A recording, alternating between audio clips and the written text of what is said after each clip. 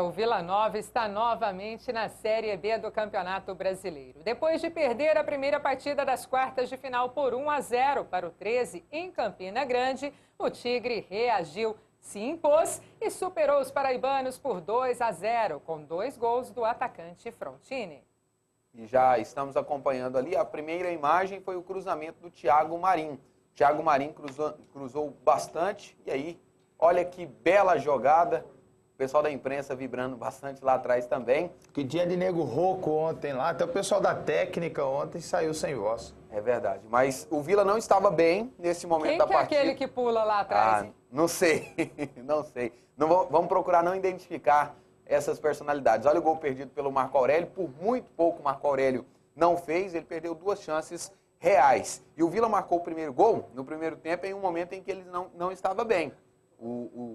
No estádio Serra Dourada a gente já sentia aquela áurea de nervosismo, mas ainda bem para o Vila que a equipe foi para o intervalo, para o vestiário, vencendo por 1-0. E aí no segundo tempo foi diferente. No segundo tempo o Vila Nova voltou ofensivo, atacando de forma assim, o Vila Nova entrou agressivo inclusive no segundo tempo. Vimos aí vários chutes defendidos pelo goleiro Éder, da equipe do 13 da Paraíba. Mais um chute. Esse chute aí foi do Alan. Do Arthur. Do Arthur, melhor. Do Arthur, o Alan entrou depois no time, entrou no lugar do Bruninho, que, aliás, para mim, foi um jogador que deixou muito a desejar. O Bruninho, infelizmente, sentiu. Olha, mais uma vez, a jogada. Essa jogada aí foi do Vitor. O Vitor fez a jogada lá atrás e deixou o Frontini. Olha aí, o lançamento do Vitor. E ele caiu. E ele caiu porque ele não estava aguentando mais. E aí o Vila faz o segundo gol, gol da classificação. Um abraço pro Paulo Vitor ali, né, de amarelo. Saiu quicando. E o Pedro Henrique Cabelo também ali. Uma gravata alaranjada. Olha o Marco Aurélio. Gravata alaranjada é o colete da imprensa. Por muito pouco ele não fez o terceiro gol. O Marco Aurélio teve até um torcedor do Goiás ali, que eu vi agora vibrando ali com um possível gol. Quase que o Frontino faz o terceiro gol. O Escobar. Torcedor do Goiás da imprensa? Não, é um amigo nosso, ele é Gandula. Eu acabei de ver aqui ele vibrando lá atrás com quase o terceiro gol do Vila. E aí o momento final do árbitro Luiz Flávio de Oliveira apita o final do jogo. 27 mil torcedores? 27 foi o público presente, público pagante 24 mil, um pouco mais de 24 mil. Colheram o Serra Dourada, ótimo né? Público, né? E na verdade teve muita gente que foi embora, porque a dificuldade de acesso ao estádio Serra Dourada por conta da estrutura do evento musical que aconteceu lá no último sábado, prejudicou o acesso de muita gente, né, Bessa? Você esteve lá, eu estive. Eu cheguei ao Serra ontem às 10:45 da tarde, já tinha uma boa movimentação de torcedores, o jogo só aconteceria às 7 da noite e já tinha uma certa dificuldade para se estacionar carro, para conseguir entrar no estádio, né? Se aproximar um pouco mais do estádio. Imagina como o pessoal tem a mania de deixar para a última hora. Então, muita gente acabou voltando para casa. Aliás, vários companheiros de imprensa fizeram um apelo para que pudessem liberar as cadeiras. Isso não aconteceu e aí o torcedor foi prejudicado. Mas vem cá, Cecília, você que está assistindo o Esporte Metrópole. Definitivamente, não dá para a gente falar, não dá para a gente dizer que o estádio Serra Dourada tem capacidade para 38 mil pessoas. Porque estava cheio, né? Ontem, o estádio com 27 mil pessoas, onde caberiam ali mais 11 mil pessoas? Nas cadeiras? Não caberia, não daria ali. Mas tinha muitos lugares nas cadeiras ainda, né? Tinha, exatamente, mas assim, 11 mil pessoas caberiam ali. E tinha um espaço muito grande ali para a torcida do 13 também. Devia ter uns 100 torcedores do 13 no máximo. Eu acho que tinha mais que isso. Tinha mais que isso? Mas o espaço ali devia ser o quê? Para uns 2 mil?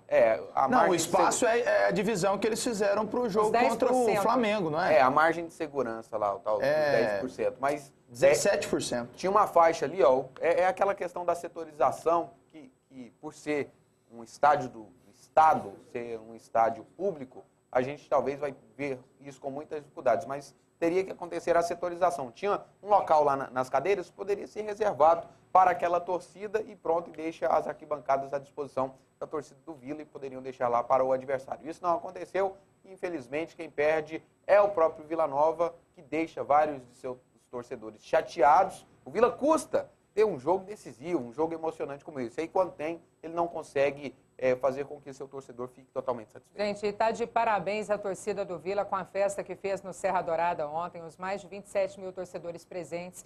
gritaram o tempo inteiro, vibraram o tempo inteiro. O jogo estava no 0-0, o time empurrando o Vila. Mesmo no momento ruim do Vila Nova em campo, no primeiro tempo de jogo, antes do primeiro gol marcado pelo Frontini, a torcida fazendo a parte dela, um papel muito bacana, sem nenhum contratempo dentro do Serra Dourada, né? Achei, ó, torcida de parabéns realmente pelo que fez, né? Porque era o que a gente esperava, né, gente? Um bom comportamento do torcedor, sem violência, Deixa eu ressaltar só mais um detalhe.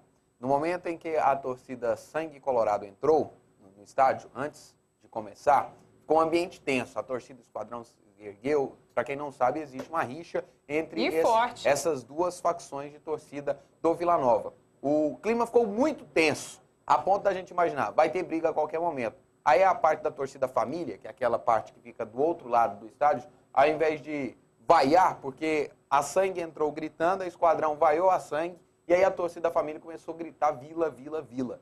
E aí isso contagiou todo mundo. E a torcida de bem, a torcida família, conseguiu apacentar a situação, o clima tenso que estava ontem lá. E dentro das 4 linhas, se o primeiro tempo não foi bom, na segunda etapa o Vila Nova pressionou bastante. Venceu por 2-0, mas poderia ter sido mais, né, Rabelo? Poderia, mas assim, tava muito tenso, né? O clima ontem no Serra Dourada, só quem teve lá mesmo para poder falar. Eu tava lá, teve um lance de cabeceio, se não me engano, do Marco Aurélio, que o goleiro fez a defesa no segundo tempo. Na hora eu imaginei assim, poxa, será que nós vamos viver o clima de penalidades aqui? 1-0 dava pênaltis. A pressão foi grande. Poxa vida, será que esse povão aqui vai sofrer desse tanto? Aí depois foi lá o Vitor na jogada de maluco, como ele é conhecido, Vitor doido, Vitor maluco. E aí o Frontini foi lá na finalização dele e fez o gol. Poderia ser mais, mas foi ótimo, né? Nossa, tá ótimo. Se fosse para os pênaltis, ninguém daria certeza da classificação do Vila. Gostei do time do Vila Nova, num geral. O Tony, tirando aquela defesa que ele fez e aquela bola no travessão, o time do 13 não fez nada além disso. Não fez nada além disso. Vale ressaltar, o Romerito foi um jogador que não entrou no jogo, né? Se o Vila Nova fosse desclassificado, muita gente estaria aqui, poxa, mas o Romerito é um líder nato, como é que ele ficou fora do time? Teve outros nomes, né? Como alguém tinha que ter ficado fora no meio campo. O Alisson ficou fora, o atacante Rodrigo Dantas ficou fora. Então, alguns jogadores não dava para jogar com 12, 13. Então, teve gente que teve que ficar fora. E um deles, o Romerito. Eu tenho certeza, se o Vila Nova tivesse sido desclassificado, hoje era discurso feito, pronto. A experiência do Romerito não poderia ficar fora da decisão. Então, o Heriberto bancou, pôs o time, foi bem do início ao fim. Né? O Robson não foi lá aquilo que a gente espera, aliás, está devendo dentro de campo o Robson, mas ele tem aquela coisa de decisão que ele não pode ficar fora. E a liderança, né? Isso, então, foi bom. Podia ser mais, mas foi ótimo, excelente.